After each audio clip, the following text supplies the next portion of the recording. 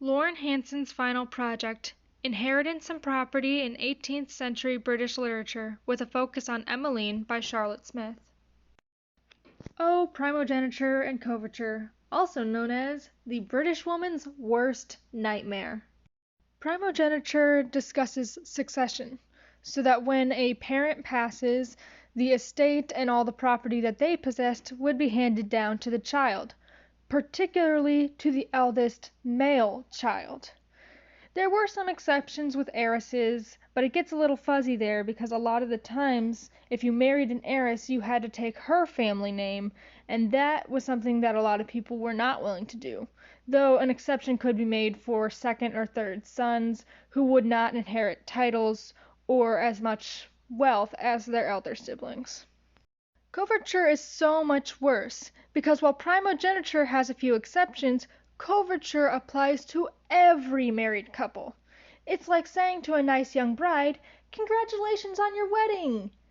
You are now no longer a person. In fact, you are your husband's property, and have about as many rights as his prized show horse. There is, after all, a lot of breeding involved, considering marriages at this time were more about wealth, connections, and continuing the family line than any actual mutual affection. British law didn't care about women. They wanted to have everything go toward the male line. It was the husband that decided when, where, and how much of something to buy. It didn't matter if the money that he was using was money that he got from his wife or that his wife made. Everything becomes his. And a woman couldn't contest anything in court because the law will always benefit her husband and not her. Coverture really was the bane of Charlotte Smith's existence.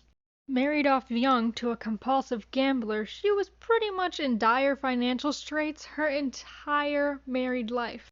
Smith had to work extremely hard to make any amount of income from her writing, because ultimately it was her husband, Benjamin Smith, who had control over her financials due to coverture, even though it was money that Charlotte Smith herself had earned. That's just the way that the law worked, which is unfortunate, especially because even though they got a legal separation, which was as close to divorce as you could possibly get at the time, he had a lot of debts that he had gained, and that was where most of her money was going, to keep Benjamin out of debtor's prison. She should be commended for her efforts, because publication is difficult, especially for women writers, and there weren't very many legal protections for writers at this time. In fact, to sell their work, a lot of writers ended up giving away their copyright protections to the booksellers. So once it's out of the author's hand, it's really up to the sellers what to do with the piece, and any changes that were going to be made is largely up to the publishers. But Smith needed the money, so of course she would be willing to deal with the difficulties of such a profession. I remember in the introduction to the collection of her letters that I read, they said that some people saw her as obsessed with inheritance, but that neither surprises me, nor do I think it was a bad thing. If it is money that she should have gotten, if it is money that her family was owed, why shouldn't she have put forth the effort to try to get it? It's not a terrible, evil thing. If my family was in as financially unstable a situation as hers, I would have done the same, though it may have been more trouble than it was worth. Benjamin Smith's father had a will, and in it money was owed to Charlotte Smith's children, but they saw very little of it. Charlotte Smith's fight for her children's inheritance took over a decade, and honestly is probably the main reason why she has so many issues with lawyers. Once the will had been fully contested, in the end, the amount of money they ended up paying the lawyers turned what had been a significant inheritance to a much smaller sum. Given her own experiences with the system, it's not surprising that so many of Charlotte Smith's stories involved issues of property and inheritance. Before I continue on with that thought, I need to give some very important context into the inheritance of natural children, also known as illegitimate children or children born outside of marriage. I'm focusing on the illegitimate children of the upper class, as due to their status, this is when illegitimacy tends to be more important. So typically, this would be children born from mistresses, given the social expectations of the era. Illegitimacy could at times be such a stain on the family name that it was attempted to be hidden, though it always seemed to fall worse on the mother and the child than on the father of an illegitimate child. First, and probably most important, is that illegitimate children could not inherit titles. So if your father was a duke, an earl, a viscount, their son would not get that title if it was not a legitimate heir. But potentially more dangerous for the child is their lack of intestacy rights. That is, if a person dies without a will, typically their wealth and property are going to be given to the next of kin, whether that be a husband, wife, or child. So, for illegitimate children, if they were not explicitly written into the will, they very well could end up with nothing upon their parents' death, especially if the other family members were not particularly benevolent toward them. Occasionally an illegitimate child might inherit some property, but only if it could be proven that there were no other legitimate heirs. Even a legitimate daughter would have been put above an illegitimate son. So why is this important? Because of Emmeline. Emmeline was initially believed to be the illegitimate daughter of Henry Mowbray, the brother of Lord Montreville. Although this was eventually proven untrue, it does not change the fact that for the first 16 to 18 years of her life, Emmeline believed and was treated as though she were the illegitimate daughter of Henry Mowbray. It was this illegitimacy that had Lord Montreville so against the marriage between Emmeline and Delamere that his son so desperately wanted, because Emmeline brought nothing to the table. As an illegitimate daughter and an orphan, she had no wealth and no connections. And Emmeline, in all honesty, was rather fortunate considering her circumstances. Her family, or at least Lord Montreville, did care about her, and he did take care of her. He gave her a companion, she had a little bit of an education, she got to live in a nice castle, even if it was limited on guests. Lord Montreville had a soft spot for her because she was the daughter of his brother, but that's not always the case for relatives of illegitimate children. In fact, as they are often the children of mistresses, it's not terribly surprising if a wife does not care so much for an illegitimate child. After all, it is an eternal reminder of their own husband's infidelity. Lady Montreville certainly wanted nothing to do with Emmeline. She did not share her husband's fondness for the girl, and she had her own plans for her son's future, with a wife of wealth and connection whom she had in fact already chosen. But then they found out the truth of Emmeline's status as an heiress, and things got a lot more complicated. Emmeline had realized her status as an heiress by finding a letter within the collection given to her by her companion. That alone would not have been enough, because documents can in fact be forged.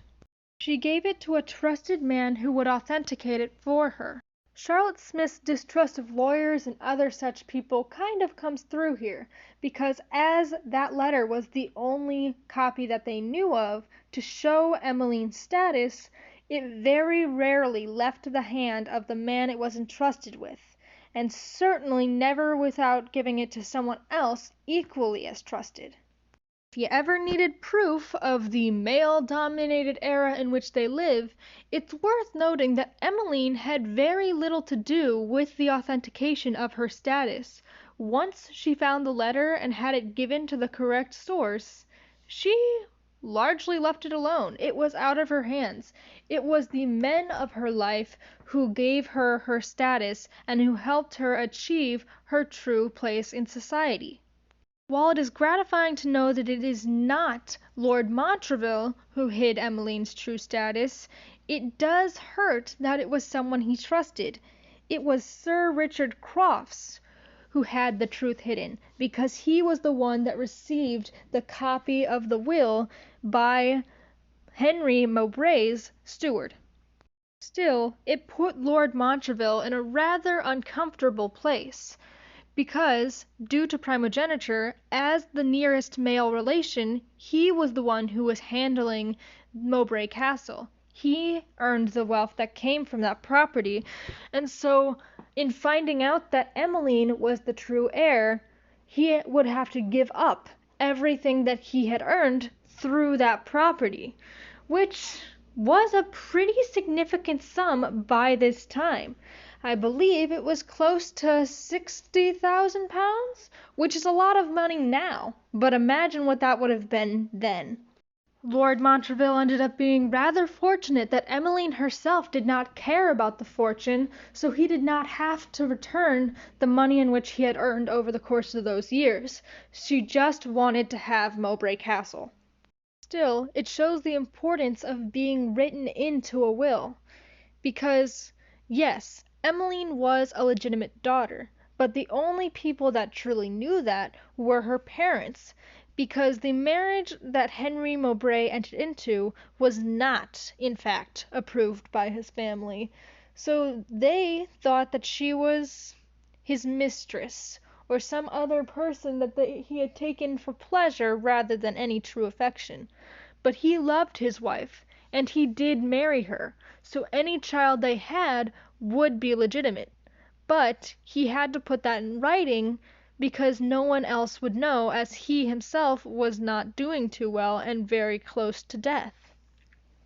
And so it was that his child, son or daughter, was going to be his heir. He didn't actually know that Emmeline was going to be a girl when he wrote that piece. And with primogeniture, it was all the more important that it be written, because Emmeline, as a daughter, would not have been the first to inherit the estate if her father had not written that. It would have still gone to Lord Montreville. Perhaps these ideas of inheritance and property get a bit repetitive in Smith's work, but that's only because it's such a major issue of her life. Never within her lifetime did she have the same property rights as a man, and they wouldn't get anywhere close to that until at least the late 1800s. There is one other point of property that I want to discuss from this book, and that would be Mr. Godolphin's military commission. It may not be greatly related to Charlotte Smith's life, but it was an interesting point of property during her lifetime. And yes, this would have been considered property at the time because military commissions could be bought and sold. It's not as if you couldn't join the military without a commission. You absolutely could, and some people did. But you would be starting from a much lower position. By buying a commission, you are guaranteed to be an officer right out of the gate. Officers also tended to make more money, and they got greater esteem. The problem with entering from a lower position is that you are going to be doing a lot more work with a lot more risk. Because if you're a typical foot soldier, those are the people that get thrown out to do the dangerous missions that very well could end in death. Not that you're never risking your life as an officer, you are, but it's going to be a lesser degree because of how high you rank in the hierarchy of the military. But that is part of why commissions work the way that they do.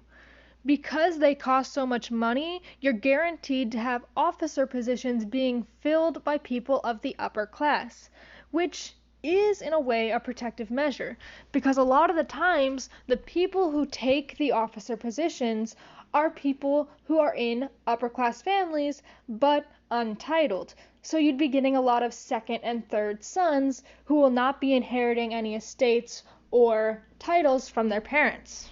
And that's kind of how it ended up working for Mr. Godolphin. It's not as if these high-class families want their children to die, but there is a lot of esteem in being a military hero.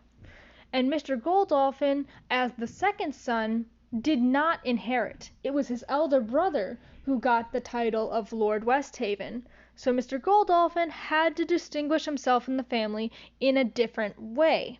And he did that by becoming a naval captain. And he was honored. He was a good military man and did well in his position.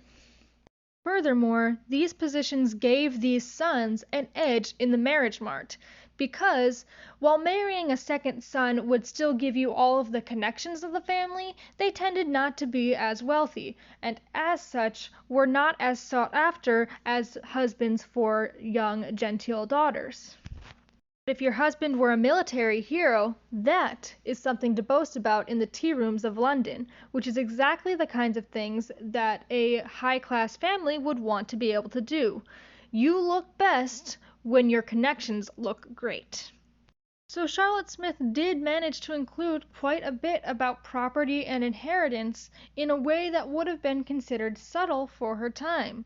Because, yes, most of her audience would have probably known what primogeniture and coverture were, even if they might not have known those terms.